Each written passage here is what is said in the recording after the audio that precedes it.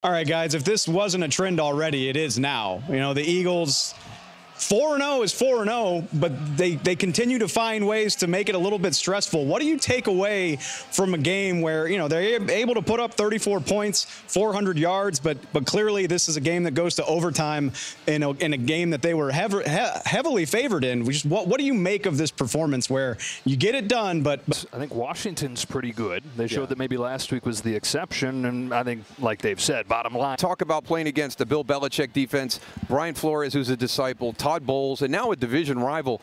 But they're winning games while they're making progress. So I think people can look at it really solidifying because they're finding ways to win, and that's Jalen Hurts' number one message. All we're worried about is winning.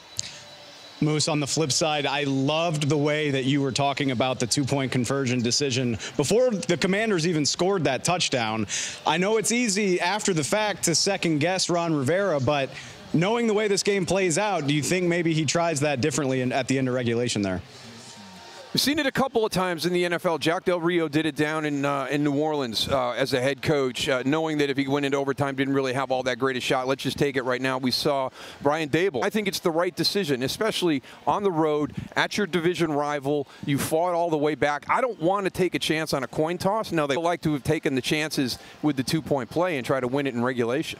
I couldn't agree with Moose Johnston more. I just think the Commanders had the Eagles on the ropes. The strength of this Eagles team is going to be its offense, and you had a chance to end this game without letting Jalen Hurts and his group back on the field. Commanders score as regulation expired. You've got Sam Howell playing fantastically, had the Eagles defense on their heels. I think Ron Rivera has to go for the thing before the Commanders even scored. I think you got to consider winning this game on your own terms or losing it on your own terms. Either way, you are the outmatched team. You are not supposed to win this game. Commanders, 8-point underdogs on the road. They had a chance to score a big upset. Just not sure we can call Ron Rivera Riverboat Ron with that type of conservative decision-making. Obviously, the Commanders go on to lose in overtime. They go 3 and out. The Eagles go down the field and score for a walk-off field goal. They only punted once in the second half. So again, there was a good. I don't know how wonderful you feel as an Eagles fan, but you should. Like, all of these games have been stressful in their own way, but they've all been wins. And at the very least, we got to look at how devastating the way he did on Sunday.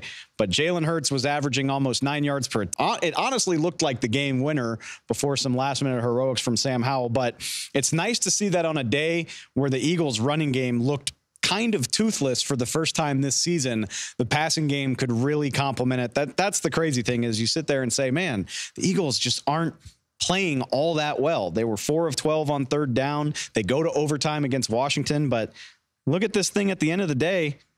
415 yards, 34 points. Jalen looks his best as a passer so far this season. No, think what happens when they really figure it all out. I think we've been saying this to be kind of like last week against Tampa, where the Eagles, maybe it's stop-start for a half, and then they pull away to win this game by 14 or 17 points. Not the case. Sam Howell, a week after an incredibly forgettable game against Buffalo, he went out there and did his thing, man. Sacked 5 times, too. Like, the Eagles' pass rush got to him. The Eagles' defense made life difficult on him. He made some fantastic throws. Terry McLaurin with a big day. De'Ami Brown with 2 huge catches. I don't know how many games they're going to win. I don't know if they make the playoffs, but Sam Howell continuing to respond to adversity, continuing to show glimpses of why he was a Heisman candidate in college, why it was surprising that he fell to the 5th round. I'm very intrigued to see where this goes, because through a month, you look at Washington and you say, man, this Sam Howell's got some stuff to him. And I think it's especially impressive that he was able to play a game this good a week after a real low point against Buffalo. Just an all-around terrible day for Washington, and they rebound by putting the defending NFC champs on the ropes. Of course, almost only counts in horseshoes and hand grenades, as they always say. The Eagles 4-0 with a couple of really winnable-looking games coming up on the schedule.